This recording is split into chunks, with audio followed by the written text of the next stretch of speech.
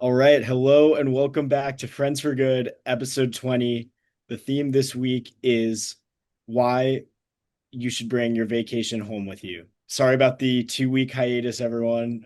We've been busy, different schedules, and that's actually what we want to talk about now.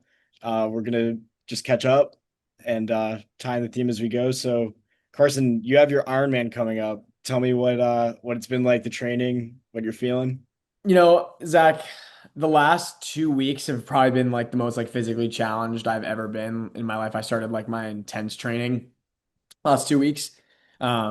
And there was actually a part of me that was like a little nervous and like a little scared, like doing some of this. I'm like, oh wow, like this is gonna be really hard. And yesterday I PR'd bike and run like best I've ever done. I just feel so confident that like this will be a breeze. And I mean it's not gonna be a breeze, but that it is manageable, and I feel very confident in where I'm at, and it's been really fun. Did a little group ride yesterday with some people. I made it 28 out of the 33 miles before getting dropped. So On I was pretty bike, happy with that. on bike. On the bike. Yeah. Yep. And then I got off the bike and ran like 8 miles pretty fast. So I was pretty happy with that.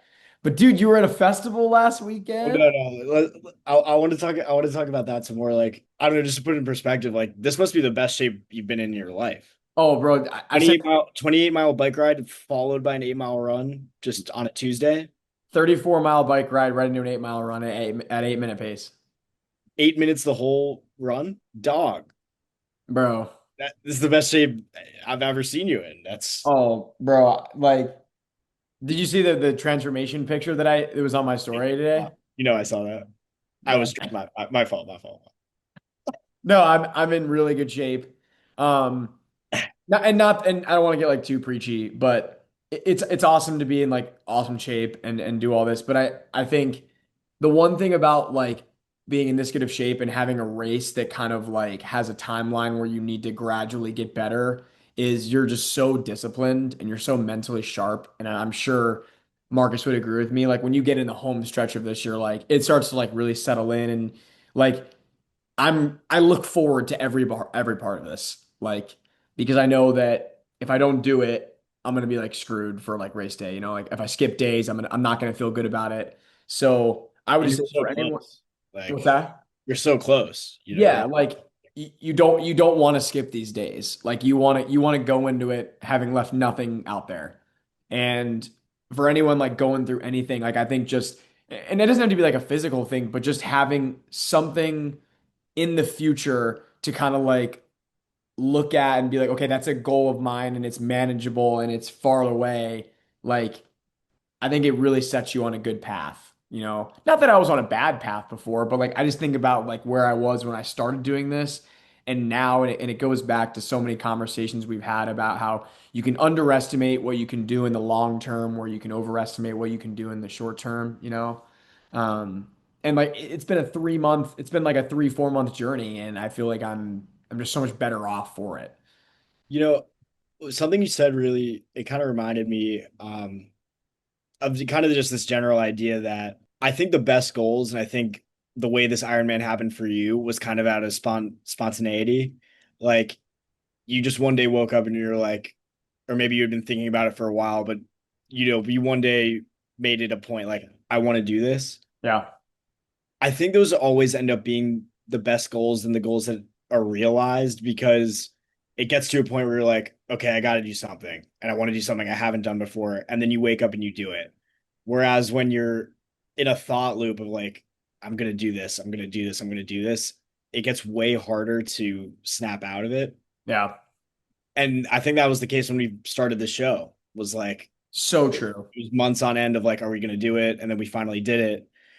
So glad that we did. Um, and I don't know. I just think that whenever now, or at least something I try to channel is whenever I have an idea of something that I really want to do, I explore that immediately. Like I don't want to, or at least I'm going to try. Like I don't want to let it fester in my head because that's when ideas get flushed away. Dude, I just had a conversation about like this exact thing with my former roommate, Cameron Ezer. We got lunch today. It was awesome. And he gave me some advice when I first started working, and he was like, if you ever bring up somebody's name or someone that you want to connect with them. Like, shoot them a message. Just do it. Like, what Yep. is holding you back? There's nothing holding you back. Yes. I want to share like a quick experience, like thinking about like this spontaneous thing of just going and like doing it, just like getting started, ripping the band-aid off. The Packers public address announcer is Bill Jarts. He's a legend in Wisconsin, like Wisconsin Broadcasters Hall of Fame member. He worked at the ABC affiliate for like 35 years. Like he is a very well-known media member in this market. We were connected a long time ago. We've kind of intermittently been texting. And I was like, hey Bill, I was talking about him. I texted him and I was like, hey, like Bill, I'd love to get lunch with you before the Packers season like really gets going and before you're super busy. Didn't respond for a day. Gets back to me. He's like, hey Carson, sorry I missed this message. How would you like to have dinner at my house with me and my wife? And I was like, I'm in. Like, had to. But it never would have happened. When is this happening? When's this dinner? Last week, I had it last week. Dog, did you text about this? Was I just like aloof? I think so, yeah. Dude, my fault, bro. How'd that go? Like, Bro, it was cool, but the message remains the same. Like sometimes you just gotta like you don't know what's gonna happen. Like I thought where I'm at right now was impossible when I first started doing this. But then you work at it and you work at it, or you send that text or you do it and then it happens. It's the same thing for life too. Like I really should apply this mindset, and this is so like silly to say, but like when you go to the bar and you see like a cute girl or not a silly at all. Like, or a cute guy, like if you're a girl and you're like, I think they're cute, like just go up and say something to them. Go ask them what their name is. Like, I don't know, we're just so fearful and like worried about something that we don't even know is gonna happen, but we're fearful of it. But it's like, easier said than done. You gotta just let go of that fear or that doubt and just go do it. it's like how can you stop worrying about something that hasn't happened yet? So, Because right? that sentence in itself is like paradoxical. Like, how can you it hasn't happened yet and it's not guaranteed to happen. Why do we worry about it? Yeah. Yet I'm an anxious mess about that all the time. And like Totally, totally. the example of going up to a girl at a bar that you want to talk to is like it's this mindset that I honestly see in a lot of people, like a lot of my close friends, that I just want to hone in on, and that is like, why wouldn't this person want to talk to me? You're great.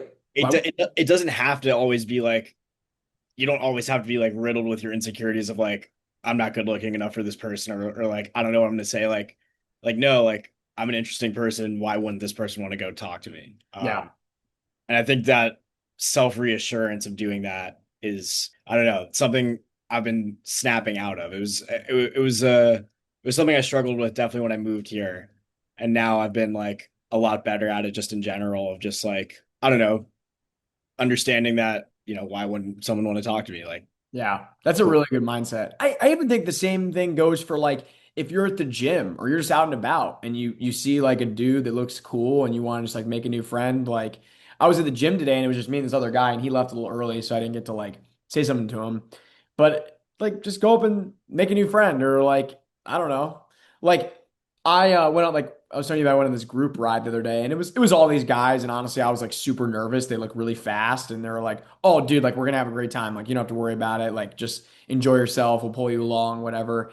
And then I just got to talking with this one guy and he's like, "Yeah, I've been running the Door County Triathlon for 30 years." And I was talking to this other guy who's got two sons that are our age and one of them lives in Des Moines, Iowa, and the other lives in Madison and they're just figuring it out. Like it's just like make those things happen. Like go talk to somebody. Like you never know what you're gonna find out or learn. It's just like I don't know. It's just like what life's all about. and I feel like maybe this is something we've said on the podcast before, but the fear of rejection is so much lighter than the feeling you get when you just didn't shoot.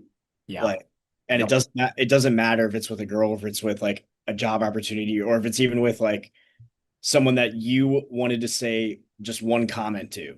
Yeah. Let it out Why I not? because why not? Like you whatever you say, you can have an impact. Like I think something maybe on a little tangent here, something I struggle with when I'm thinking of like my life in general or existential, like why are we here? And a big part of that for a lot of people is like and myself as leaving a legacy, like leaving an impact. And then you forget that you can make an impact on people every day with like the smallest things. Like Yeah. you give someone a compliment passing by, and it has this ripple effect that like they feel better, so that they treat the people in their life better, or they're having a really bad day and you at least bring them back to some level of even keel, or just the very least a reminder that they're seen is so wonderful.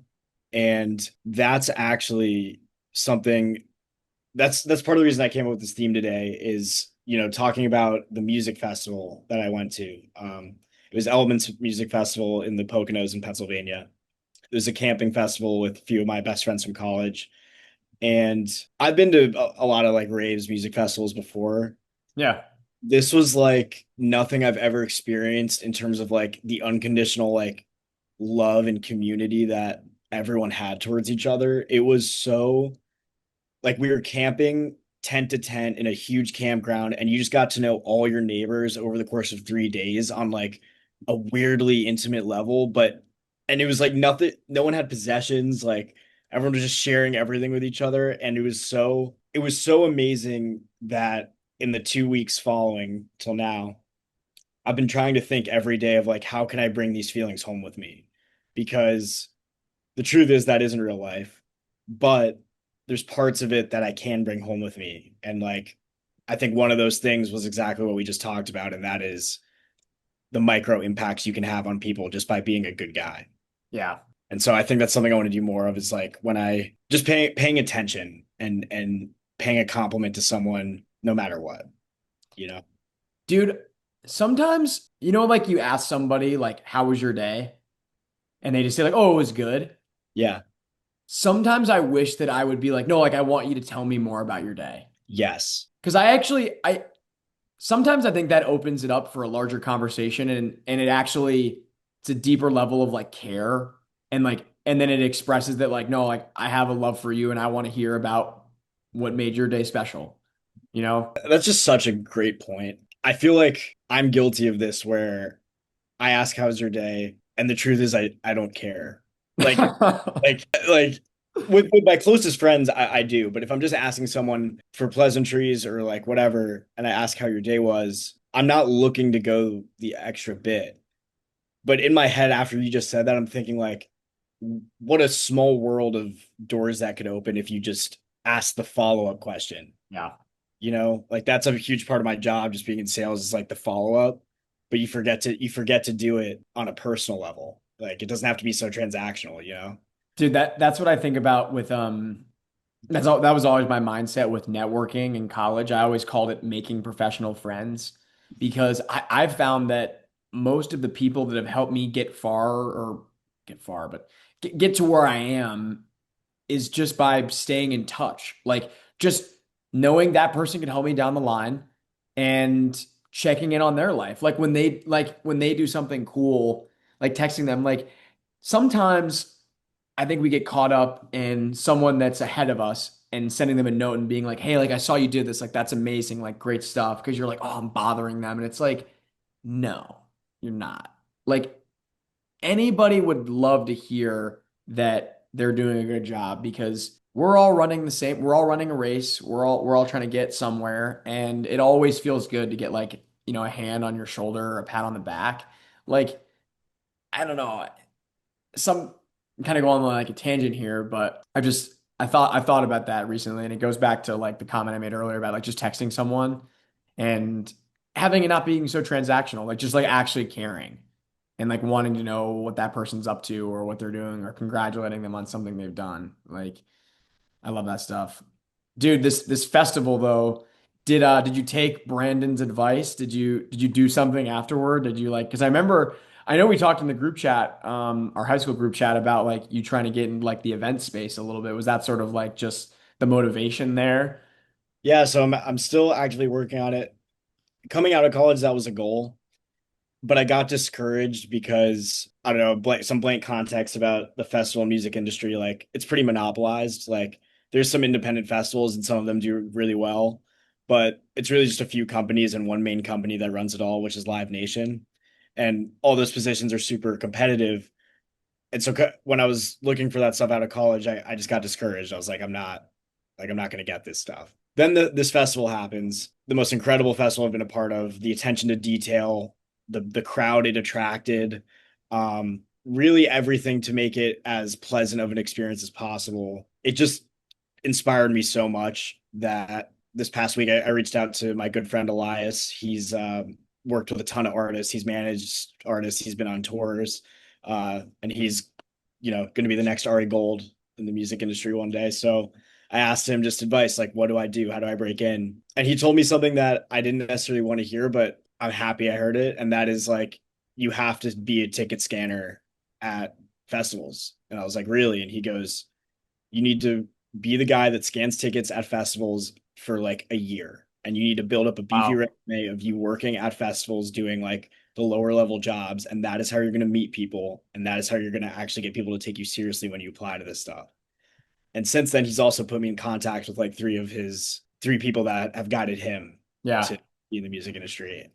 So given all of this, I definitely took a lot home from that festival. It was like, I really know, I know now what I at least have a strong passion for and that I want to do.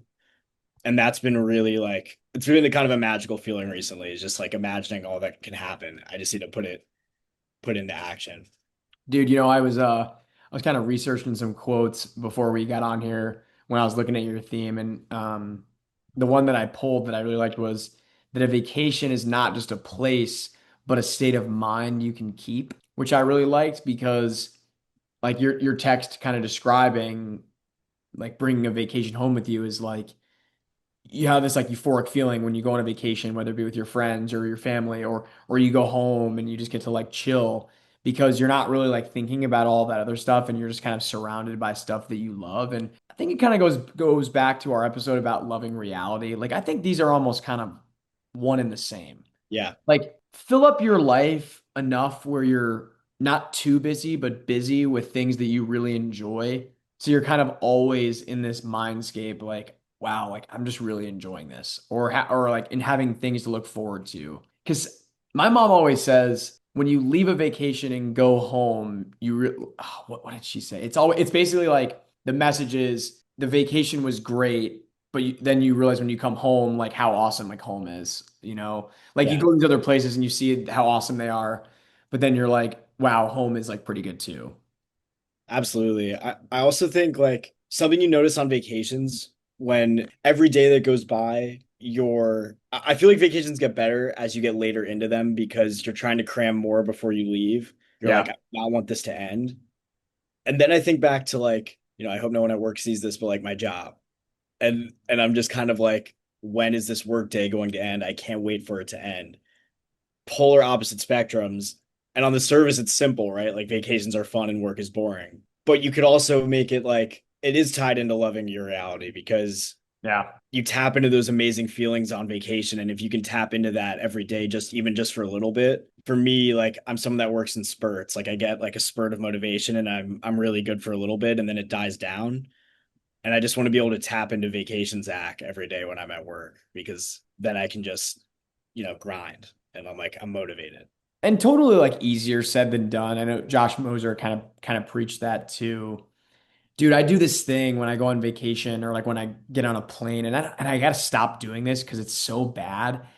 And I would even attribute to it in a little bit like not being present.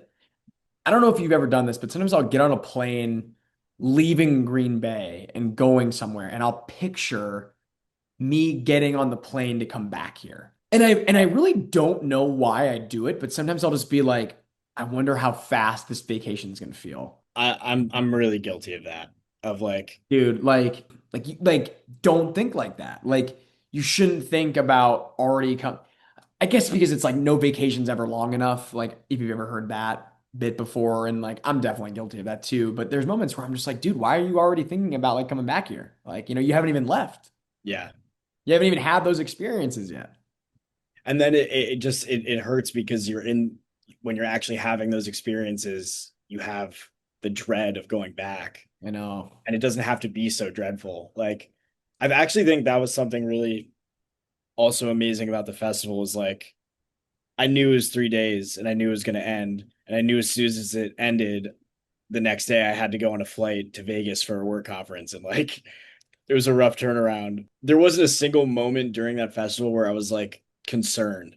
I was just like, it's going to end, but what, like, whatever. And again, that's what made it so special was I really was just so present. Like I wasn't worried about anything else. Yeah. Um, and every episode we say it, it always comes back to presence. And I really haven't felt in the last year as fully present in the moment as that. Honestly, including this podcast, like I'm not really thinking about anything else while we're doing this. I'm talking about my life, but it's this and it's that festival and that those are the things that really keep me in the moment. Dude, so one thing that I've really enjoyed about this Ironman training is actually being so present and not getting ahead of myself. Like I obviously have goals and I'm forward thinking, but I was looking at my Whoop and my Strava from like the beginning of when I started this and like dude, my fast runs were like 10-minute pace, 6 miles, 8 miles. And dude, like yesterday running 8 miles at an 8-minute pace and Saturday 11 miles, 8:30 pace, and last week 12 miles. Like if I was not present in the moments 3 months ago, like training and like getting to this point, like I wouldn't be at the point where I'm at. Do you think consistency leads to presence? Like, Dude, you want to hear a fire quote? yeah, I do. Intensity makes for a great story. Consistency makes for the best results. Yeah. Like anybody can go for a 3 hour bike ride, like, and have it be really hard. But can you do that every day for 6 days? Or can you work out for an hour every day? Like the person that works out for an hour every day of the week is going to be in better shape than the person that just goes for a 3 hour workout one day a week, you Yes. know? And I also think like your example of not necessarily noticing that you were achieving your goals until you actually noticed is so poignant. Like you don't consistency is such a beautiful thing because you wake up one day after being consistent for so long and you're like you finally realized how much you've changed.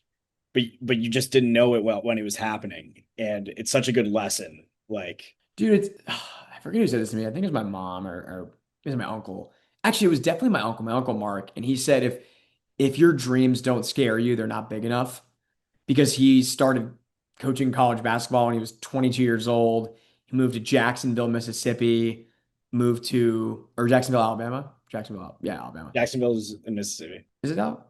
It's out. Jackson's in Mississippi, but I don't know. I don't know. He was at a small school in the South. Jacksonville's in Florida. Jackson, Mississippi.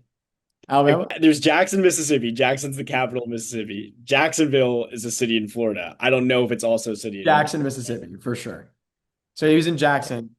And then he was in Wichita, Kansas, and then Texas A&M and M, and then Maryland. But like, it's the same thing with this. Like, a lot of people have asked me, like, "Oh, this is your first triathlon," and I'm like, "Oh, I'm like, yeah, it's my first race in general. Like, I've ran a half marathon before, but I've never done anything like this." And they're like, "You're crazy," and I'm like, "Yeah, like, but." I felt like any of those other races I could have done the next day. Yeah. Like this was something that I needed to train for and I needed to be disciplined. And I actually saw like a quote the other day was like, um, discipline is boring every day. Indiscipline is boring every year. Oh God, that hits so. Like, like being disciplined every day is so boring because you're like, oh my God, like I do this every, like the same thing every day. But not being disciplined you are so bored at like the length at which like the time that we're around, you know? Yes. And that that has me thinking of like I think you do the same thing every day. And that's not, for me, it's not an exciting enough life. Like if I do the same thing every day, it's not enough for me. But there's such a unique balance where like you do three things every day that you have to do, and the rest is up to you, and you do those three things and you feel good about yourself. I think that to me is the root of discipline. Like if I can have three manageable goals, like I don't know, every single day I'm not gonna overindulge. I'm going to do some sort of workout and I'm going to go to bed before midnight, whatever. I don't do most of those things, but like I work out and I'm eating healthier, but regardless, the point being like if I can do those three things and I can let the rest of my life be a little chaotic, I think that's like bringing vacation into your life. Dude, You know, also like there's nothing wrong with like a routine. Like I actually, dude, sometimes like I come back from a vacation, I'm like, man, like I can't wait to get back into like my routine of like what I want to do. Like I feel so like out of balance. Like there are some truths to being like chemically balanced, like your body in balance. Like let's say like you had a crazy weekend, like drinking or going out or whatever. Like you come back Monday and you're like, oh wow, dude, like I am not like at equilibrium or even like if you work out too hard one day, you're like, oh my God, dude, like I can feel like my central nervous system kind of overloading. Like yesterday, like I went on this crazy workout. And dude, I went to bed like so jacked up, and I was like, dude, I'm in so much pain, and I was on so much caffeine, like I like couldn't sleep. And like today, I like took the first like hour of the day to just like chill and like get back to equilibrium and just like get back to being balanced. Like dude, that happened, that exact thing happened to me on Monday. I did the Tom Holland Spider-Man workout. You the saw Cindy workout. I did that. I went to Central Park. It was super cool, honestly. There was like a whole group of calisthenics guys just there. Oh Like yeah, yeah, yeah. You said that. Yeah, four of them were doing it, and like one guy was in his 50s doing handstand push-ups. I was just like, oh my God, I don't belong here. that's crazy. But I That's did it, and it's so bizarre because if I were just doing pull-ups or just doing push-ups, like I could do way more than I did during that workout. But doing them like on a cycle constantly, like I'm still sore. It's Wednesday. how many sets did you get in the 20 minutes? I only got 10 rounds, and it was Dude, like I feel like that's really good though. I get, yeah, like it wasn't horrible, but it was just like 100 push-ups in 20 minutes. Like I can definitely do more than that. But it Dude, that's was impressive, bro. it was just so like exhausting. Like it was cardio and core and like stuff I don't have. Like I just lift free weights. And then I got home and I haven't slept well this week. I'm gonna keep doing them so I get better, but it Dude, was this is why like the human body is so interesting because I don't think I could get 10 rounds of that in 20 minutes, but I could run a crazy distance or swim a crazy distance or bike, but like I can't do pull-ups for my life. yeah. Like it's kind of just a crazy phenomenon. It's interesting how like I feel like we stand side by side and we look like we're built similar. And then you get into the nitty gritty, like your calves are like two watermelons. And then like I can just like, my back, like I can just do more pull-ups Your than you. back's like this. Yeah, like You get the silverback gorilla back. I like that. I like being a gorilla. I'm a little ape. But yeah, I mean, that's something I want to make more routine of is like diving into things that are really challenging, like that Cindy workout. And then Dude, you know what I think you've you would do been really well? what's up? I think you could do a high rocks. What's that? Oh, wait, that's like the sled push and like all. It's like the now I don't actually know what the different workouts are, but basically it's like six different workout stations and then you run a mile in between and then the last mile is like 1.2. So you basically run a 10K and then you do all these different workouts all in one day. I looked it up the other day because my friend said our fantasy football punishment in our college league was a marathon. The guy did it. Oh yeah, what a CJ, right? He actually did it. Dude, that's actually dude, mad impressive, dude. It still like wows me that he actually did it. So now we're thinking of like we're either going to do the marathon again or we were suggesting like new athletic feats. So we're thinking of like a Spartan or a High Rocks. Oh my God, a Spartan would be so hard. Yeah. Dude, just like diving into these races, like the half Ironman training is crazy and the race is going to be crazy. I couldn't imagine doing like a full Ironman or like an ultra marathon run or even like a marathon, dude. Like you get to a point at some point during the run, like I ran 12 miles 2 weeks ago. And dude, at the end of that, I was like mentally, I was so drained. When do you hit your runner's high usually? And how long does it last? Like for me, like if I ever got to 6 miles, like I could get to 10 because I was just like on a crazy high. I think it really depends on how hot it is. Mm, Like last night, I capped my run at 8 miles because I didn't want to be like so gone for today. Like I did a long bike ride and then I did 8 miles, but I felt so good. Like mm. probably like 5 miles in. Like Yeah. 5 miles in, I was like, wow, dude, like I could run forever. And I was running so fast. Such a sick feeling. Dude, it's the best feeling ever. And I don't know, I just felt so good. And it, like Marcus said, like he put it perfectly. It was the place where I needed to be in that moment. Like I might as well have been walking. So yeah, right around then. But dude, at some point in your run, like you just have to dig so deep and be like mentally like I can keep going. Because physically you can. Like if you've run 12 miles, you can run more. Like Yes. unless you're like, obviously like dehydrated or your But shoes. like if you can get to 12 miles, even if you feel super tired, it's like, what's a few more? Dude, I was so mad at myself because I haven't really ever cut any of my workouts short. I've had a couple where I've been so dehydrated where I felt like where I physically just couldn't go anymore. Yeah. Like like what was this like last Sunday or Monday? I ran like almost 11 miles and I was supposed to run 12 and I was so mad that I did this, but I didn't go far enough like away from my apartment. Like I went like 7 miles and I was like, okay, if I go 7 miles, like I'll come back and I'll be way past where I should have been. But my route was different. So I passed my building at 10.75 and then I stopped. And I was Yeah. like, dude, like, You're 'cause- good, dude. You ran oh, a bro, I long was very, oh, dude, I was You're very tight pleased. at yourself is like crazy.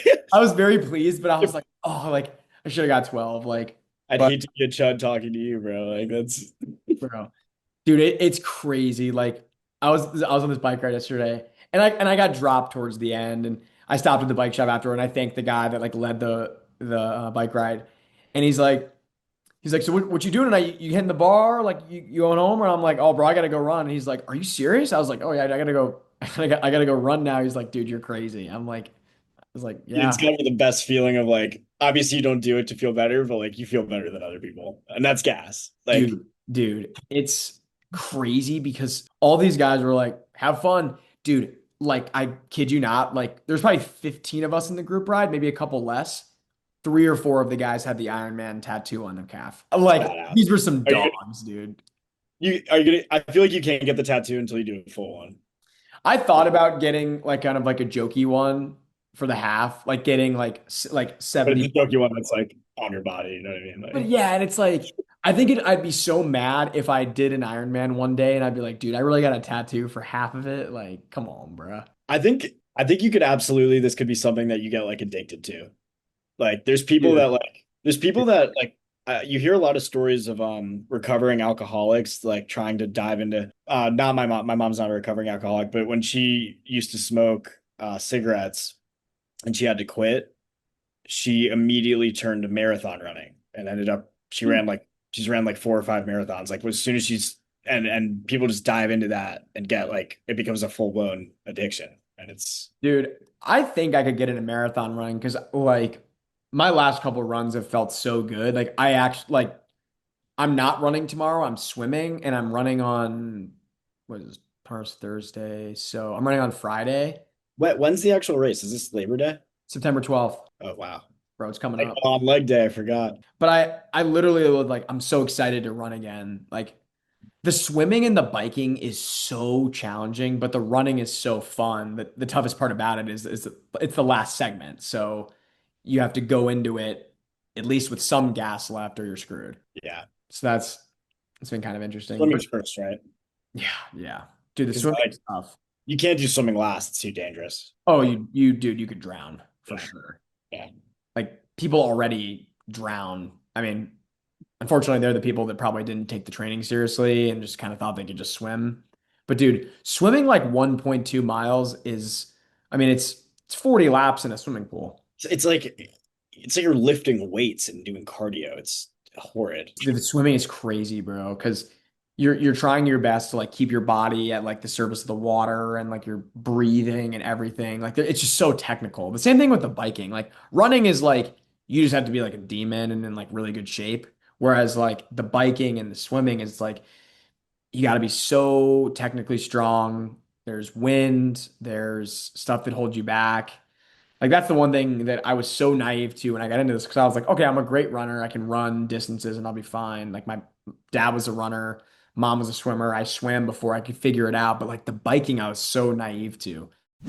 All right, little hiatus there for a half a second. Zach got booted from his laptop. Technical issues happen, but we've got a few more minutes on this episode, so we thought we'd bring you guys some additional conversation. But overall, Zach, I've loved this episode. Really good theme. Like, just fun to like catch up, dude. I feel like I haven't talked to you in a little while. I think that that's honestly more so the theme of this episode. Like we had the theme going in, why it's important to take your vacation home with you. But at the end of the day, a vacation's a vacation, real life's real life. And I think if you can really take the key elements of how you felt and bring that into every day, that's the most important part, even though like it might not be as fun.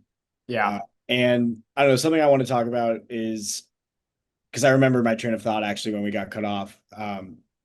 Is how much you've inspired me with this Ironman training. In general, you inspire me all the time, but specifically with this training, it's like you wanted to do it, you did it, it's almost here.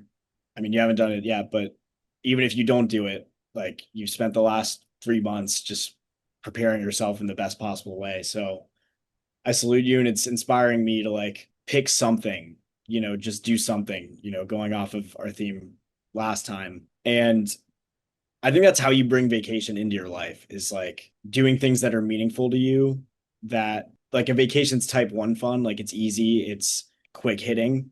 Yeah. You're going there to have fun. But type two fun where it's just discipline and consistency for a long time and then you get the end result. It applies to everything in your life. Like your career, you work tirelessly day after day so that you can achieve something you've always wanted to. Yep. And that's again why that festival meant so much to me because I've struggled for so long, like bouncing in my head about like different things that I want to do. And I really feel kind of set on whatever it is I do. I want to make something and I want to make something that like gives people the joy that I felt that weekend, you know? It's like that delayed gratification. Yes. Not the instant. Like you look back and you realize you really had to earn it and you had to work for it. Like no one saw you on the days where you got up at like 6 a.m. and did what you had to do or worked.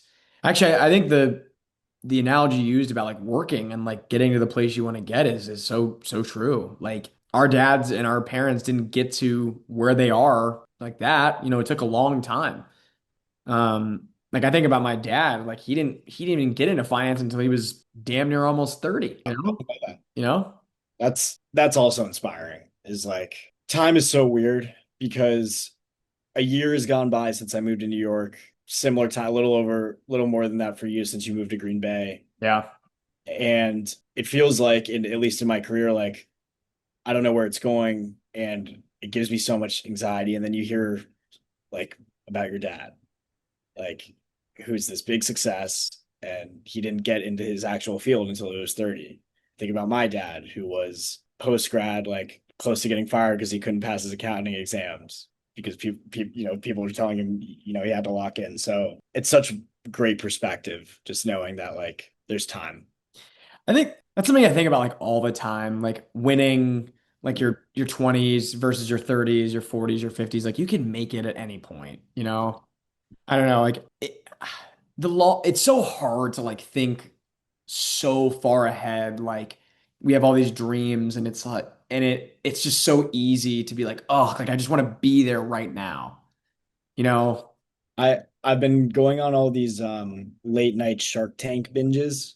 So Ooh, like I've been watching these like YouTube compilations of just best pitches or like craziest things on Shark Tank, whatever. I like that. Actually watching it before we got on. And something I realized is how many of these entrepreneurs, like some of them are my age or younger occasionally, but so many of them are older. So many of them have had an entire professional career before doing what they're doing because it's all just such valuable experience. And I also think about like birthdays and when I'm thinking about time, like when you go from 9 to 10, that's 10% of your life in that year.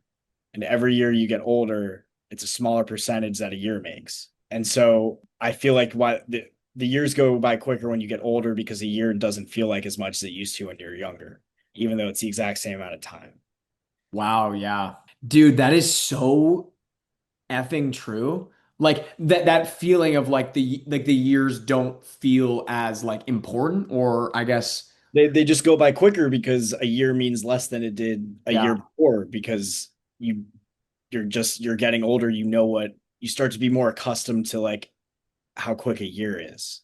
And then you, or at least I, start to like, I don't know, I just really like the perspective about your dad because we're still at an age where like a year feels like a monumental amount of time. And I hope it always does. Like I want a year to feel long because you don't want them to pass by too quickly. But it's also nice knowing that again, we're still so young. So like me tripping about a year that I've been here is like you can think about it of like, wow, that was a whole year or it was only a year. Like I hopefully have plenty more. I had a really interesting conversation with one of the football coaches on my team today. His name's Dustin. And he was talking about like what he's gonna do tonight and how he's gonna hang out with his kids and like mow the lawn and like watch a movie.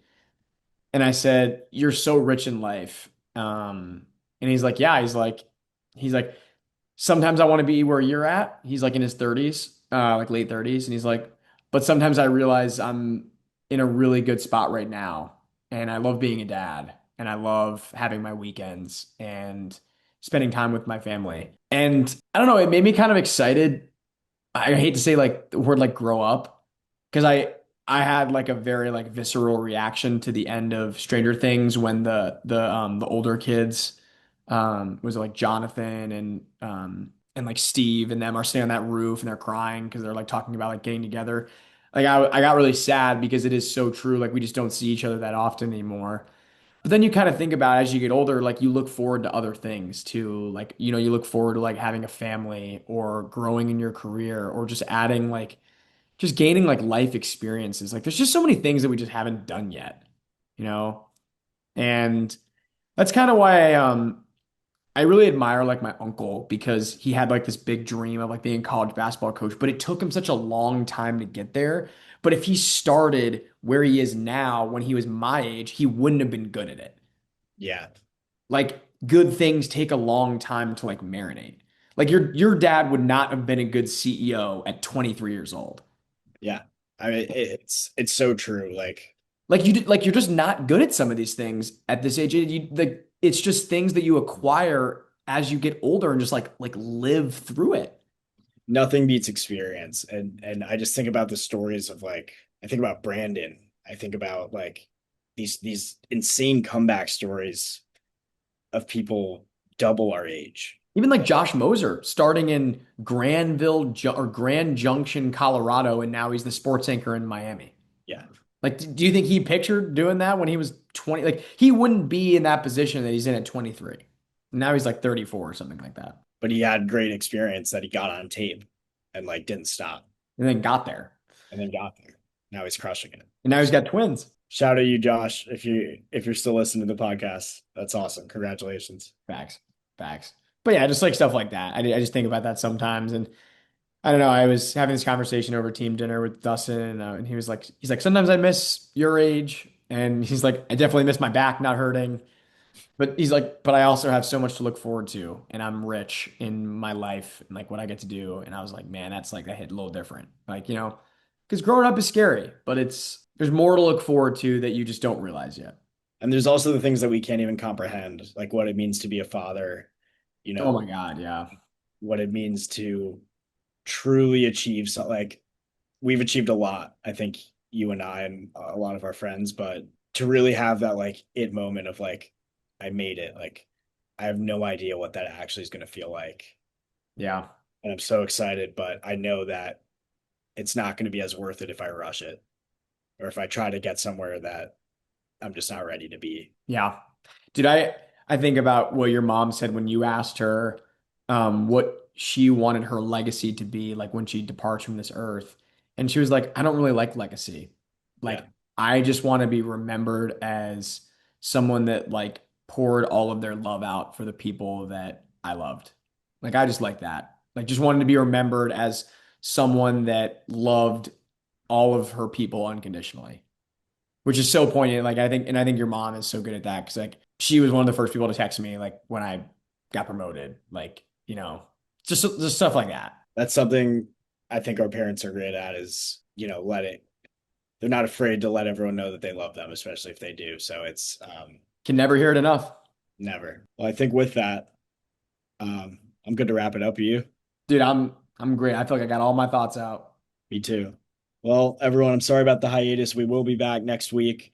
Maybe we'll try and stick to a more concise theme, but honestly, I just had a great time catching up with Carson. Oh, dude, no doubt. Also, one more thing. We are going to have a 5 good minutes with Marcus. It will be dropping sometime over the weekend.